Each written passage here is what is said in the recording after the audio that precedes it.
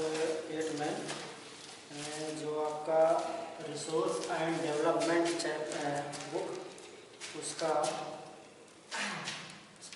Chapter 8 sorry class 8 में chapter 2 जो है उसमें land soil water natural vegetation and wild life resources इसको हम लोग आज पढ़ेंगे। तो फर्स्ट चैप्टर तो एंड हो ही चुका है। तो क्योंकि ये रिसोर्सेज के बारे में है, रिसोर्सेज एंड डेवलपमेंट आपकी बुक है, तो उसमें land resources, soil resources, water resources, natural vegetation प्राकृतिक वनस्पतियाँ एंड वाइल्ड लाइफ रिसोर्सेज और जंगली जीवन जो संसाधन है उसके बारे में हम लोग पढ़ेंगे। जैसे इंडिया में लैंड कितना है, कैसे है, किस टाइप से है, या फिर सॉइल कितना है आपके यहाँ, या वाटर कितना है, कितना अवेलेबल वाटर है, कितना फ्रेश वाटर है, कितना फ्रेश वाटर नहीं है, तो ये सब के बारे में हम लोग पढ़ेंगे। तो जो फर्स्ट हेडिंग है आपका वो है लैंड, LAND। लैंड में क्या होता है बच्चों? भूमि, जमीन। Land is among the most important natural resources. बहुत इम्पॉर्टेंट रिसोर्स है क्योंकि it covers only about 30% of total area of the earth surface and all parts of this small percentage are not habitable. कहता है कि जो land है ये 1/3 part है, टोटल जो अर्थ है आपका इसका 1/3 यानी कि 3 पार्ट में कर दिया जाए धरती को, तो उसका 1 पार्ट जो है वो लैंड है। लेकिन यहाँ कोई दिक्कत है कि जो उसका एक small percent, all part of this small percent are not habitable. इसका जो 1 पार्ट है 3 का, इसका सभी पार्ट यानी इसी 1 का ऑल पार्ट जो है वो हैबिटेबल नहीं है। यानी कि चलो 3 पार्ट बना लेते हैं, अर्थ हो गया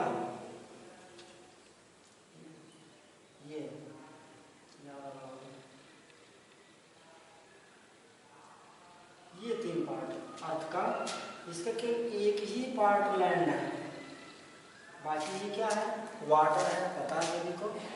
तो इतना पार्ट है यानी कि 1/3 पार्ट है इस स्मॉल पार्ट का, मतलब जो स्मॉल छोटा सा पार्ट है इसका सभी पार्ट ये हैबिटेबल नहीं है। यानी कि हैबिटेबल का मतलब बसने योग्य नहीं है। यहाँ पे इसके पूरे पार्ट पे आप कुछ बना नहीं सकते, घर बना नहीं सकते, बस नहीं सकते, क्योंकि आगे the uneven distribution of population in different part of the world is mainly due to varied characteristics of land and climate. जो पॉपुलेशन है वर्ल्ड की, दुनिया की पॉपुलेशन यानी जनसंख्या जो है उसका जो डिस्ट्रीब्यूशन है वो अनइवन है, अनइवन है माने असमान है, डिस्ट्रीब्यूशन असमान है। डिस्ट्रीब्यूशन में क्या होता है? वितरण यानी कि डिस्ट्रीब्यूशन,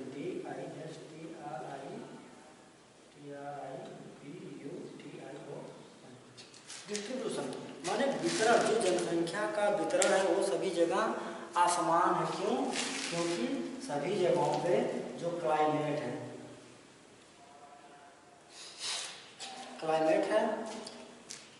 और जो कैरेक्टर है लैंड का, जो कैरेक्टर है, जो लैंड का गुण है वो अलग अलग है, वेरिड है, डिफरेंट टाइप का है। कैसे डिफरेंट टाइप का है देख लेते हैं। ये इंडिया हो गया, चलो तो देख लेते हैं। इंडिया में अगर हम चलो जल्दी से बन गया इंडिया, इंडिया इसमें पूरा का पूरा जो है जितना भी आपके पास लैंड है वो सभी फील्ड नहीं है, मैदान नहीं है। यहाँ पे कहीं पे जैसे नॉर्थ में एग्जाम्पल के तौर पे लिया जाए तो आपका माउंटेन एरिया है। नॉर्थ में MOUNTA माउंटेन एरिया है। अब बताइए माउंटेन पे कौन रहना पसंद करेगा? माउंटेन पे कह दिया जाए आप जाइए वहाँ अपना होम या घर बनाइए, बिल्ड करिए और वहाँ रहिए, नहीं जाएंगे और उसमें कोई नहीं रहेगा। या यहाँ पे आपका प्लेटू है, ये इधर डिजर्ट है। चलो प्लेटू पे तो कुछ पॉपुलेशन रहती है, ठीक है, लेकिन यहाँ भी आसान नहीं है, काफ़ी मुश्किलों का सामना करना पड़ता है। लेकिन डिजर्ट में चलो हम कहते हैं चलो डिजर्ट में रहोगे, वहीं पे रहो, खाओ पियो, नहीं रहोगे। या जहाँ खूब घना जंगल है, मान लो नॉर्थ ईस्ट पार्ट में आप इंडिया के चले जाओ, खूब ढेर सारे फॉरेस्ट है वहाँ, उसमें कह दिया जाए चलो रहोगे, कोई नहीं रहेगा। क्यों? वही कहा गया जो करेक्टर है लैंड का वो डिफरेंट टाइप में डिफरेंट है, डिफरेंट स्थानों पे, जगहों पे, प्लेसेस पे वो डिफरेंट टाइप का करेक्टर है। क्यों? और यहाँ जो फील्ड है, यहाँ का रिवर है और जो आपका लैंड है वो फर्टाइल लैंड है, आपकी क्रॉप के लिए, आपकी फसल के लिए काफ़ी अच्छा है, यहाँ पर खेती कर सकते हैं आप। लेकिन वहाँ माउंटेन पे ना आपको अच्छे से पानी वाटर मिल पाएगा, ना आप यहाँ फसल बना पाएंगे, ना यहाँ पे आपका रोड कोई कंस्ट्रक्शन बन कर सकते हैं आप, तो वहाँ बसना पसंद नहीं करेंगे। ऐसे डिजर्ट में देख लीजिए, यहाँ कौन रहेगा? वाटर आप दिक्कत, फार्मिंग नहीं कर सकते आप, यहाँ पे कोई कंस्ट्रक्शन नहीं कर सकते आप, यहाँ पे कौन रहेगा? यहाँ नहीं रहेंगे। इसीलिए जो डिस्ट्रीब्यूशन ऑफ पॉपुलेशन का वो अनइवन है, असमान वितरण है, अलग अलग जगह पे अलग अलग जनसंख्या है।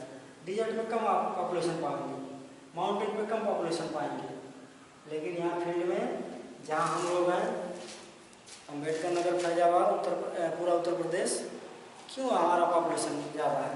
इसीलिए कि यहाँ पे जो लाइफ को सपोर्ट करने वाली कंडीशन है, चाहे वो क्लाइमेट है या लैंड है या वाटर की अवेलेबिलिटी है, ये सब क्या है? ये सब सही है यहाँ पे, इसीलिए यहाँ पे पॉपुलेशन ज़्यादा है। तो वही बताया गया आपको, लैंड जो है ये 1/3 तो है वर्ल्ड की बात कर ले, लेकिन इंडिया में जो कुछ भी है उसका जो सारा पार्ट जो है वो हैबिटेबल नहीं है। इतनी बात आप समझ लीजिए। फिर आगे चलते हैं, लैंड यूज देख लेते हैं।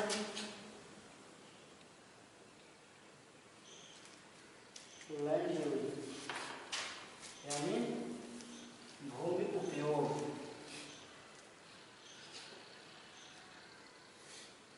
भू उपयोग लिख लेते हैं, भू उपयोग या भूमि उपयोग या जमीन का उपयोग, ये सब।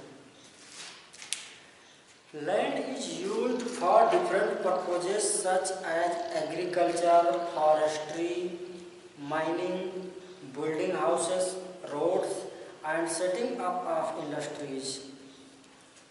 कितनी चीज़ें आई निकल के। लैंड का यूज हम आप डिफरेंस पर्पजेस करते हैं, डिफरेंस पर्पज के लिए, अलग अलग कामों के लिए, अलग अलग उद्देश्यों के लिए हम लोग लैंड का यूज करते हैं। जैसे एग्जाम्पल दिया जाए agriculture,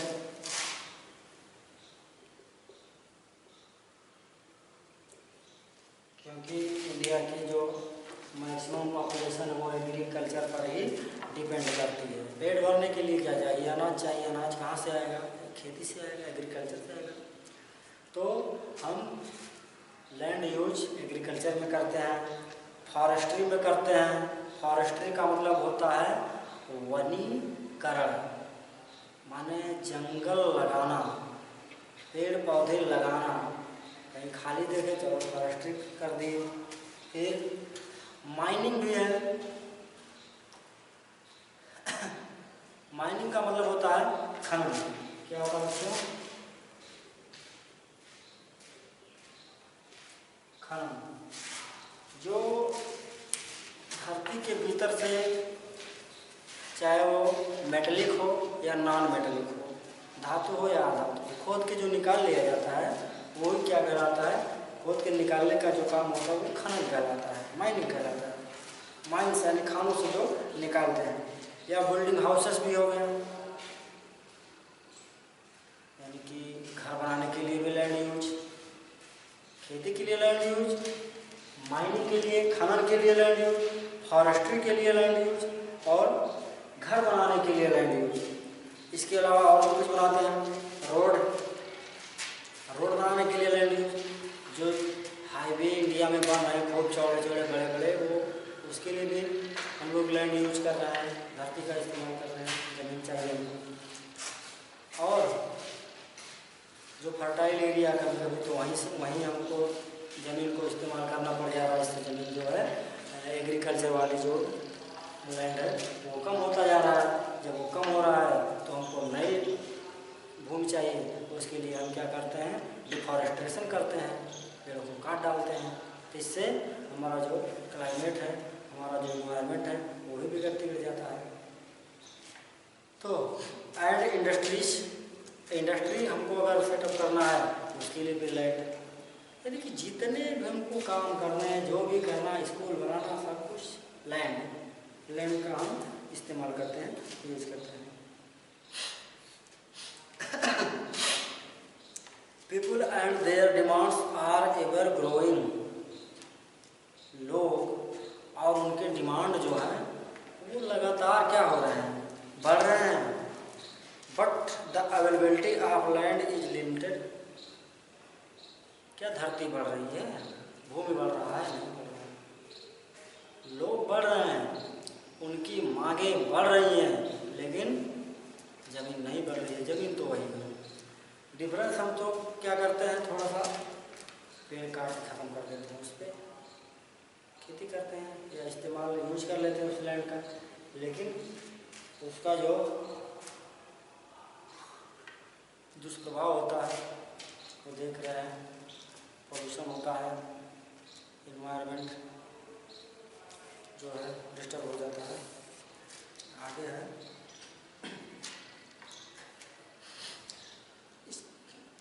the quality of land also differ from place to place. Land की जो क्वालिटी है, भूमि की जो गुणवत्ता है, ये भी डिफरेंस स्थानों पे डिफर है, अलग है। कहीं हम एग्रीकल्चर करने लायक लैंड पाते हैं, कहीं नहीं पाते हैं। या कहीं किसी टाइप की क्रॉप होती है ज़्यादा, तो कहीं वो क्रॉप नहीं होती। जैसे यहाँ गेहूँ ज़्यादा होता है, चावल होता है, गन्ना होता है। साउथ में चले जाएँ ये सब कम होगा, वहाँ कोई दूसरा होगा, चना दाल अरहर सब होता है। तो वो क्वालिटी है, लैंड क्वालिटी जो होता है ये प्लेस टू प्लेस क्या होता है, डिफर होता है, अलग अलग जगहों पे अलग अलग टाइप का होता है।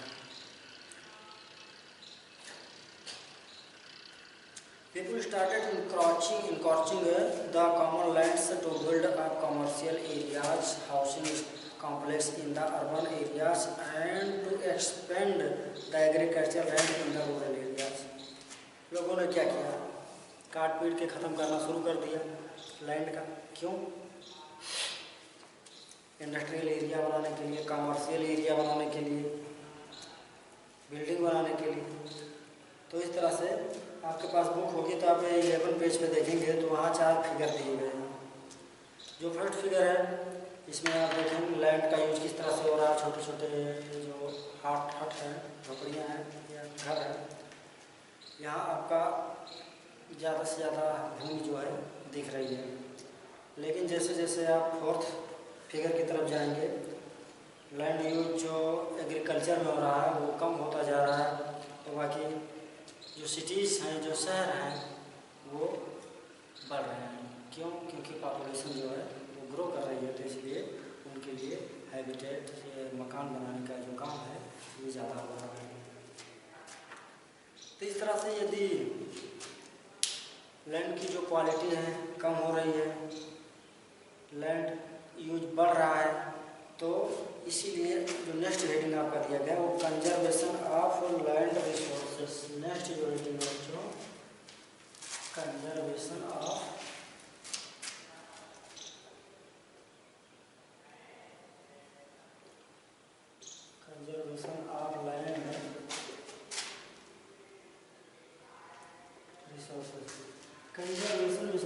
संरक्षण ऑफ लैंड रिसोर्सेज माने भूमि संसाधन का, भूमि संसाधनों का संरक्षण करना। कैसे संरक्षण करेंगे आप? Growing population and their ever growing demands has led to large scale destruction of forest cover and arable land and has created a fear of losing this natural resource. जनसंख्या के बढ़ने के साथ जो लोगों की डिमांड है वो ज़्यादा बढ़ रही है। पॉपुलेशन के ग्रो करने से लोगों की डिमांड भी बढ़ रही है और इसके लिए हम लार्ज स्केल भारी मात्रा में क्या कर रहे हैं? डिस्ट्रक्शन कर रहे हैं। किसका डिस्ट्रक्शन? डिस्ट्रक्शन का मतलब होता है विध्वंस, विनाश कर रहे हैं, तोड़ फोड़ रहे हैं। क्या? फॉरेस्ट का। और ऐसे ही हम करते रहे तो ये नेचुरल रिसोर्स जो है ये एक भयावह स्थिति में चेंज हो जाएगा, यानी ऐसी स्थिति में आ जाएगा कि जहाँ जो ह्यूमन है, मनुष्य जो है, उसके लिए काफ़ी परेशानियाँ खड़ी हो जाएंगी। इसके लिए प्लांटिंग करना ही चाहिए। बाकी पॉपुलेशन कंट्रोल भी है, अपने तरीके से वो तमाम चीज़ें कर सकते हैं। फिर आता है नेक्स्ट जो हेडिंग है सॉइल। सॉइल बेस क्या होता है? मिट्टी। ये लैंड है, ये सॉइल है। लैंड में से भूमि होता है। भूमि यानी कि उसमें फॉरेस्ट, डिजर्ट, प्लेटो सब आ जाएंगे लैंड में। लेकिन जो सॉइल है, सॉइल इसमें केवल वो लैंड आएगा जिस पे हम क्रॉप को ग्रो करते हैं, फसलों को जिस पे उगाते हैं वो सॉइल में आएगा। The thin layer of granny substance covering the surface of the earth is called soil. Granny substance छोटे छोटे कणों वाला जो पतला सा लेयर है धरती के ऊपर, वो सॉइल कहलाता है, वो मिट्टी कहलाता है। It is closely linked to land, और ये भूमि से क्लोजली लिंक यानी कि नज़दीक से, पास से जुड़ा हुआ है, लगा हुआ है।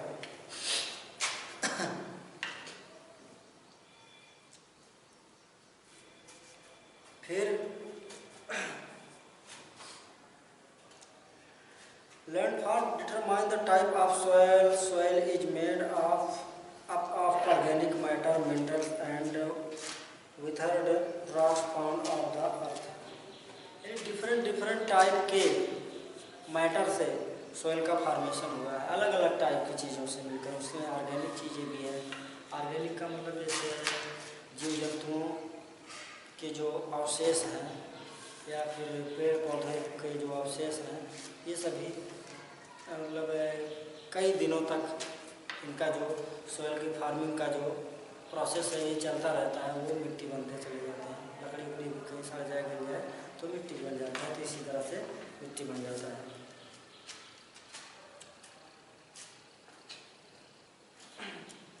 फिर हेडिंग है एक factor of soil formation. Factor of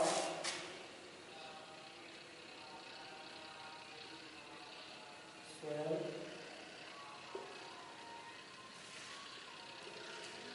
formation. Factor यानी कारक।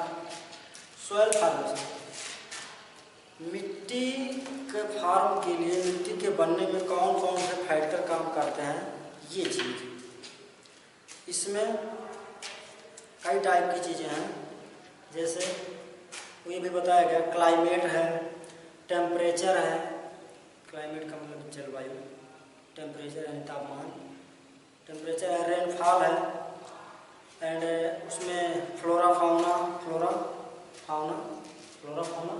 यानी कि वनस्पति जगत और प्राणी जगत का भी जो हमने ऑर्गन की बात किया, उनके जीवाश्मों की बात किया, वो सब। यानी कि अगर कहीं रेन ज़्यादा हुआ या फिर फ्लोरा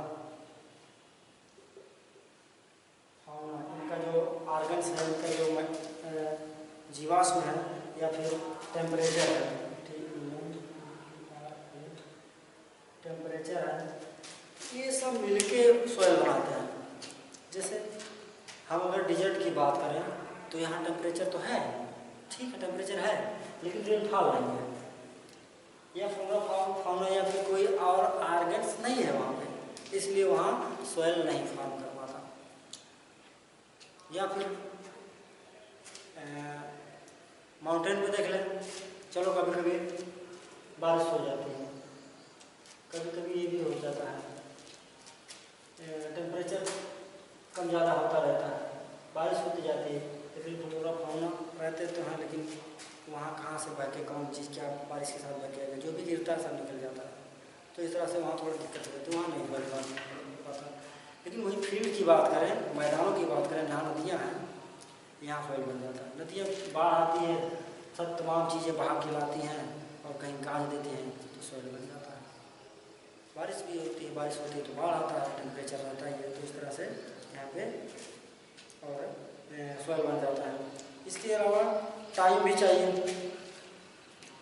टाइम का मतलब समय चाहिए सॉइल बनने के लिए, मिट्टी बनने के लिए। जैसे आप का कोई खेत है उबड़ खाबड़, तो उसकी मिट्टी आप निकलवा के कहीं खिंचवा देते हैं तो फिर उसकी जगह पे फसलें कमज़ोर होती हैं, तो वहाँ मिट्टी जो मेन सॉइल होता है वो जो खिसक जाता है, वहाँ से हट जाता है, तो फिर सॉइल बनने के लिए उसको वहाँ कुछ हम खाद या कुछ ऑर्गेनिक चीज़ें बोते हैं, वहाँ डालते हैं। उसके बाद वो जल भी भर देते हैं, वाटर भर देते हैं, फिल कर देते हैं और टाइम देते हैं, महीने 2 महीने या एक सीजन में, वहाँ फिर वो सॉइल बन जाता है। तो इस तरह से सॉइल का फॉर्मेशन हो जाता है। और माइक्रो ऑर्गेनिजम्स भी है, माइक्रो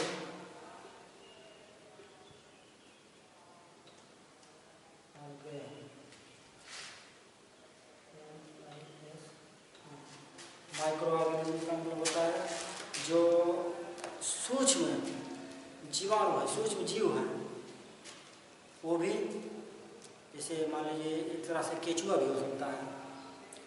तो जो तमाम छोटे छोटे जीव होते हैं वो भी उसी में जाके मिल जाते हैं और सड़के मिट्टी बन जाते हैं। फिर है degradation of soil and conservation measure. Degradation का मतलब होता है निम्नीकरण।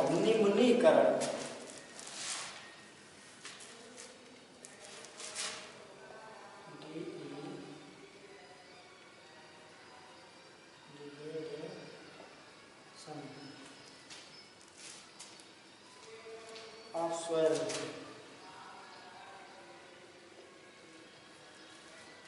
एंड कंजर्वेशन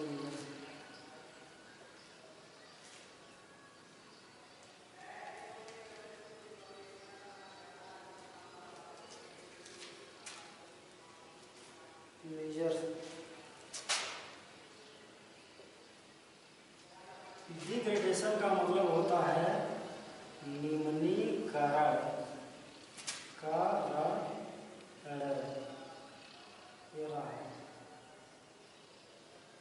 निम्नीकरण का मतलब होता है जैसे लैंड की या किसी भी चीज़ का निम्नीकरण होने का मतलब है उसकी क्वालिटी में कमी आ जाना। जैसे पहले क्या था, कुछ समय पहले जहाँ पे ऑर्गेनिक फर्टिलाइजर्स का हम लोग यूज करते हैं या देसी खाद का जहाँ इस्तेमाल करते हैं, वहाँ जो ज़मीन होती है ज़्यादा उपजाऊ होती है। वहीं एक सीजन में 2 से 3 क्रॉप अगर हम ग्रो करते हैं, उगाते हैं फसलें, 2-3 बो लेते हैं, तो क्या होता है धरती की जो भूमि की गुणवत्ता होती है वो कमज़ोर पड़ जाती है, तो वहाँ फसल अच्छी नहीं होती। तो उसके लिए वहाँ ज़्यादा मात्रा में खाद डालनी पड़ती है। तो वही जो मिट्टी का कमज़ोर हो जाना, फसलें कमज़ोर हो जाना, वो डिग्रेडेशन कहलाता है, यानी कि निम्नीकरण कहलाता है। इसके अलावा डिग्रेडेशन का मतलब भूमि का कटाव भी हो जाना, भूमि कट जाना, टूट फूट जाना, बिगड़ जाना, ये सब डिग्रेडेशन होता है। और सॉइल कंजर्वेशन का मतलब होता है संरक्षण करना, बचा के रखना किसी चीज़ का। जैसे मिट्टी के कंजर्वेशन के लिए एक हेडिंग आपका है मल्चिंग। Mulching MULCHI। मल्चिंग का मतलब है जैसे घास पात इकट्ठा गांजना हो गया। जैसे जहाँ जमीन कट रही है, टूट फूट रही है, वहाँ फालतू की चीज़ जो खेत से निकलता है उसे गांज दो, तो इससे जो होता है बचाव हो जाता है।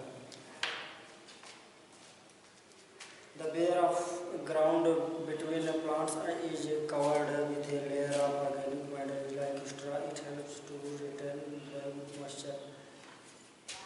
घास पात स्ट्रॉ जो भी है उसको वहाँ धरती में लगा देना जहाँ कट पिट रहा है, तो इससे जो है मॉइस्चर यानी कि नमी बनी रहती है। एक चीज़ है कंटूर बैरियर।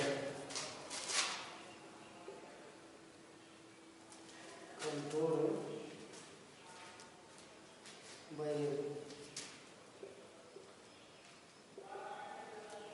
बैरियर्स का मतलब होता है बैरियर माने बाधा, अवरोध, और कंट्रोल एक तरीका है जिसमें छोटी छोटी लाइनें बना दी जाती हैं पानी रोकने के लिए, पानी बहने ना पाए, तो उसको कंट्रोल बैरियर कहते हैं। जब पानी नहीं बहेगा, और ऐसा कहाँ होता है जहाँ स्लॉप होता है, जहाँ ढलान होता है, ऐसे खेतों में ये तो पानी निकलता जाता है। छोटे छोटे जब टुकड़े बना लेंगे, छोटे छोटे मेड़ बना लेंगे, तो जाहिर सी बात है पानी नहीं निकलेगा। जब पानी निकलेगा नहीं तो खेत कटेगा नहीं। रॉक डैम एक टाइप और है। रॉक डैम, रॉक ये चट्टानों का है, चट्टानों का, जिसका rock are build up to slow down the flow of water. This prevent gullies and further soil loss. Pillar बना देना, थोड़ा ऊंचे ऊंचे पिलर बना देना पानी को रोकने के लिए। चट्टान में पत्थर रख देना, इससे जो है जैसे जिधर बहाव होता है उधर थोड़ा रख दो, छोटा छोटा पिलर रख दो, तो इससे जो है पानी बह नहीं पाता और मिट्टी कट नहीं पाती। फिर है ट्रेस फार्मिंग।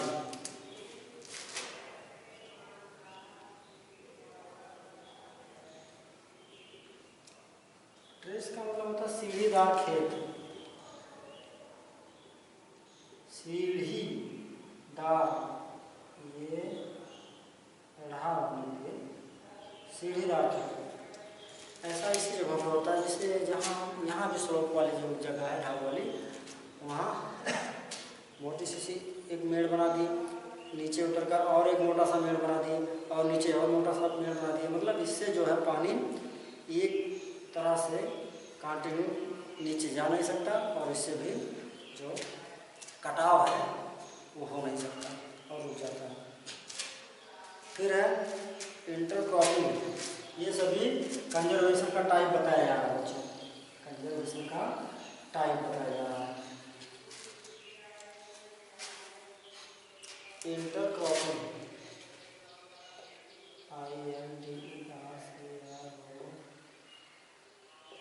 इंटरक्रॉपिंग, इंटरक्रॉपिंग का मतलब होता है different crop are grown in alternate rows and are sown at different times और protect the soil from rainwash. इसका मतलब होता है जो अलग अलग टाइप की जो फसलें हैं उनको बोना, माने फसलों को मिक्स करके बोना, मतलब एक बार में कई टाइप की फसलें बोना। अलग अलग कालम में अलग अलग टाइप की फसल रहेंगी, उससे भी पानी का बहाव, पानी का कटाव होता है। या फिर एक ही फसल बार बार नहीं बोना चाहिए, इससे भूमि की जो गुणवत्ता है, जो क्वालिटी है वो बनी रहती है।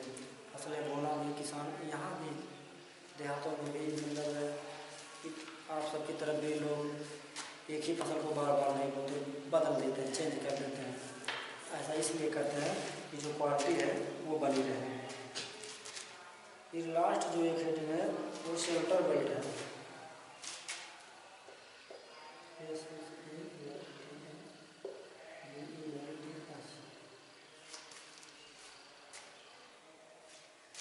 शेल्टर का मतलब छाया, किसी चीज को छाया प्रदान करना।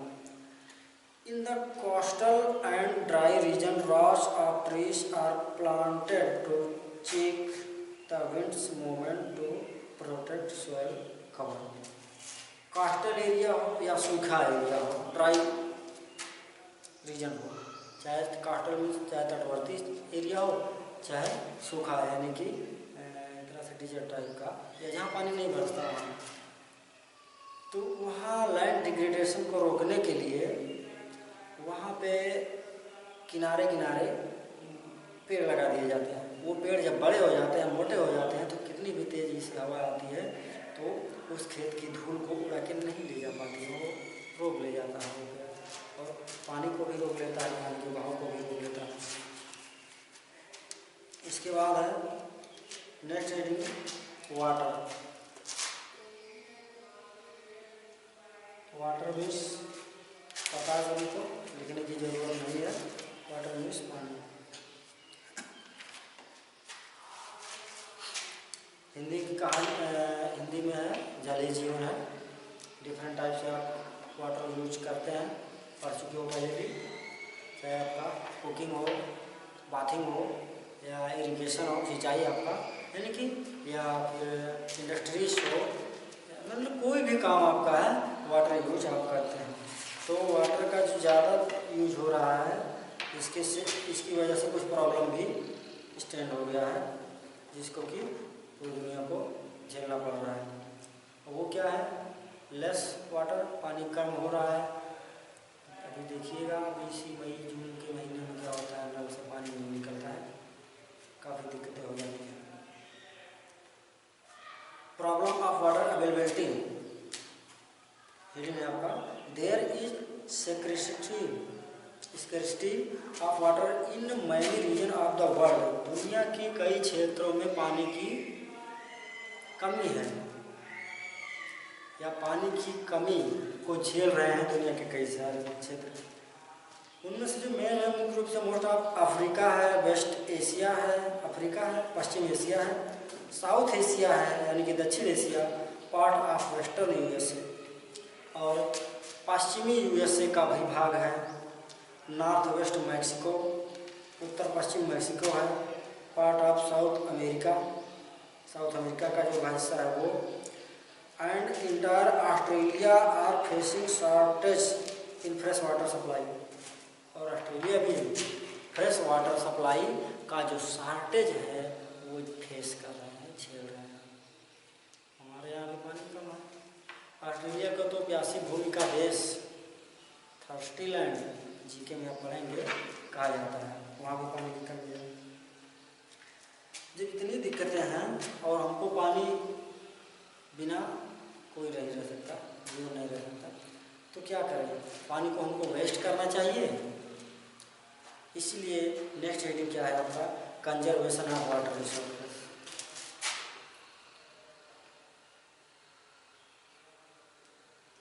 कंजर्वेशन ऑफ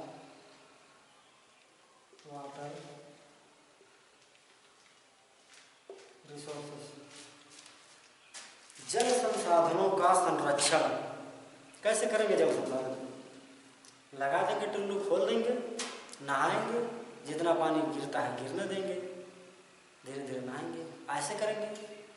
या फालतू का पानी बहाएंगे? कैसे करेंगे? या फिर खेतों में भर गया उसके बाद भी हम सो रहे हैं मोटर लगा के, ऐसे करेंगे? नहीं, आपको पानी बचाना है, एक बूंद भी वेस्ट नहीं करना है, तभी हम या हमारा जो फ्यूचर है वो हम बचा के रख सकते हैं। फिर नेक्स्ट हेडिंग जो है natural vegetation and wildlife. Natural vegetation, अभी इस वीडियो में ये चैप्टर लगभग खत्म कर दिया,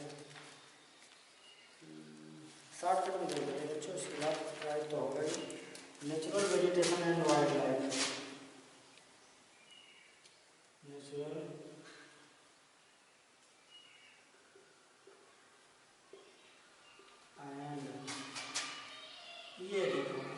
natural vegetation and wildlife, जंगली जीवन, प्राकृतिक वनस्पतियाँ और जंगली जीवन।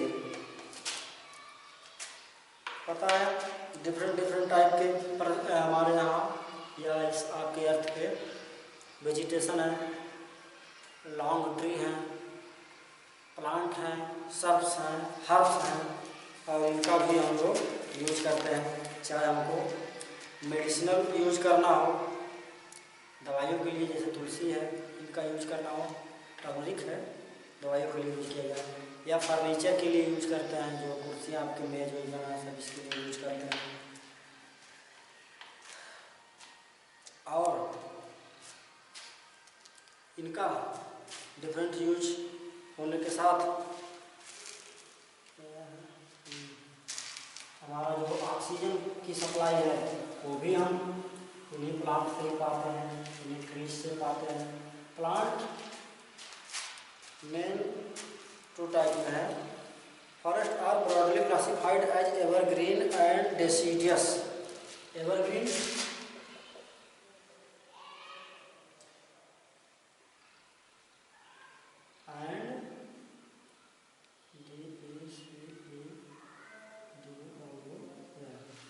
डेसिडियस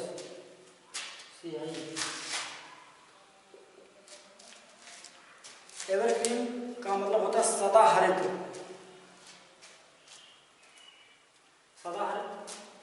सदाहरित का मतलब होता है सदा बहार, और ये डेसिडियस का मतलब पात झड़ी बताता है।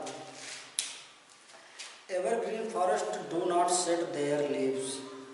एवरग्रीन जो फॉरेस्ट होते हैं वो अपनी पत्तियों को नहीं शेड करते, नहीं गिराते हैं, जबकि जो डेसिडियस होता है ये shade there leaves in a particular season two conserve loss of moisture through transpiration.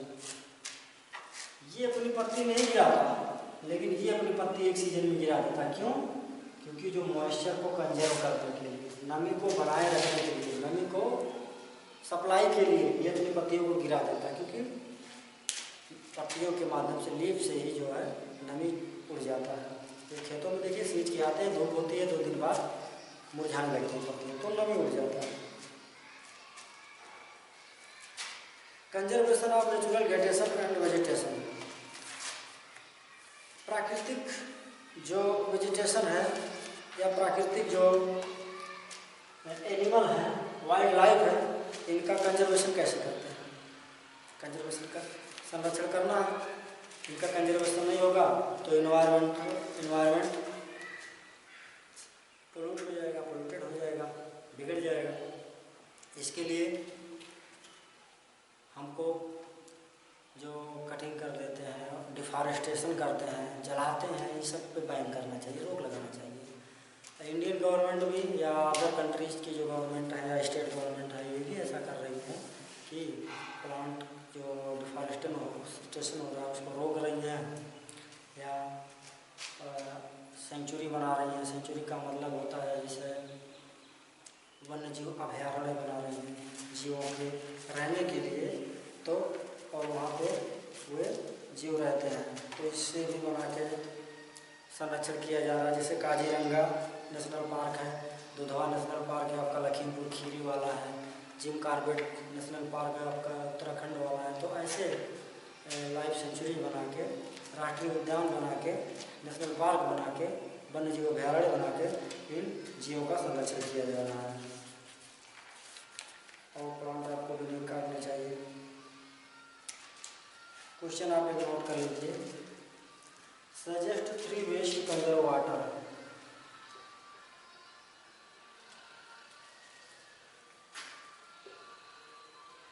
आप 3 ways to conserve water।